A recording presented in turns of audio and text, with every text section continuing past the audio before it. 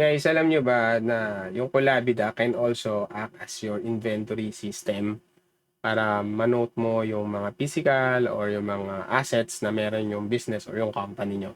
So, yun yung ituturo ko ngayon sa video na to. Tara! Okay guys, nandito tayo ngayon sa assets page. Okay. Nakalagin tayo as admin as usual.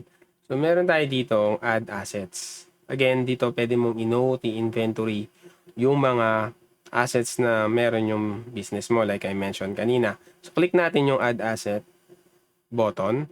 Ayan, dito sa asset information, sulat nyo lang. Example, meron kayong say Apple laptop. Okay? And then, ano yung asset type? So, pwede kayong gumawa ng different asset types. So, tayo. Kunyari, equipment. So, ano pa ba yung mga possible asset type? Vehicle, di ba? So, tayo ulit.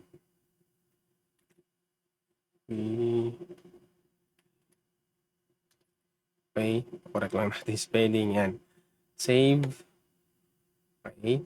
So, lahat ng klaseng asset type, siguro, even yung mga, ito kasi physical usually physical, di ba? Pero, I think pwede rin yung mga other asset like login credentials, di ba? Pwede rin yun. So, for now, ito muna. So, choose natin as equipment. Serial number, yung serial number ng mismong laptop. Pwede natin lagay muna yan. And then, status, kung functional siya or non-functional. Again, depende kasi kung say may assets kayo na for repair, pwede nyo rin i-enter dito and then papa-hand over or papa-take over nyo sa isang employee para maayos niya, etc. So, pwedeng ganon. And then, description. This is a 2022 MacBook Pro. Ayan. Asset picture, yan. Pwede kayo mag-upload ng image nung asset na yon for reference. Okay? And then, pag okay na, yung mga information mo, hit mo lang yung save button. Ayan, na-add na yung asset natin. Okay? Ngayon, sa bawat asset na nandito sa page na to, click mo to, yung action. Dito, di ba? Kita mo yan yung action. Meron tayong different actions like edit. Edit natin yung information, lend or delete. So, yung lend, kumbaga, i-issue natin or ipapahiram natin sa specific employee.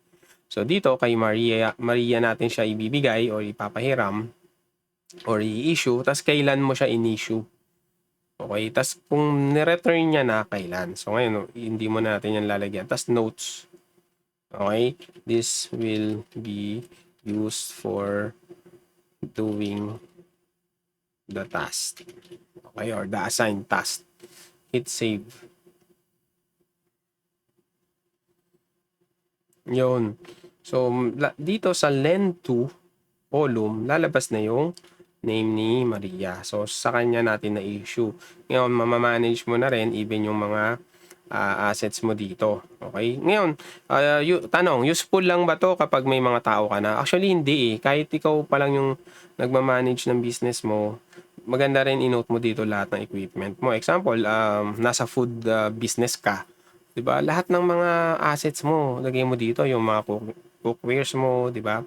Yung mga equipment mo sa pag-bake o sa pagluluto, sulat mo dito para naka-inventory.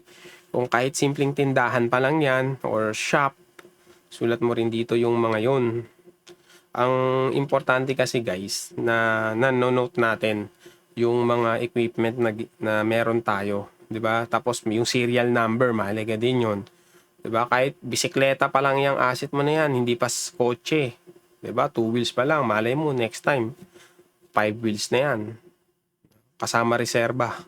'Di ba? So, ang mahalaga kasi sa simula pa lang ng business natin, naka-organize na tayo. Naayos na natin kasi yun yung gusto natin, 'di ba? Lalaki siya, lalaki yung business natin. Okay? So, make use of the assets section para sa iyong Colabida website. Okay, so see you guys on the next video. Thank you.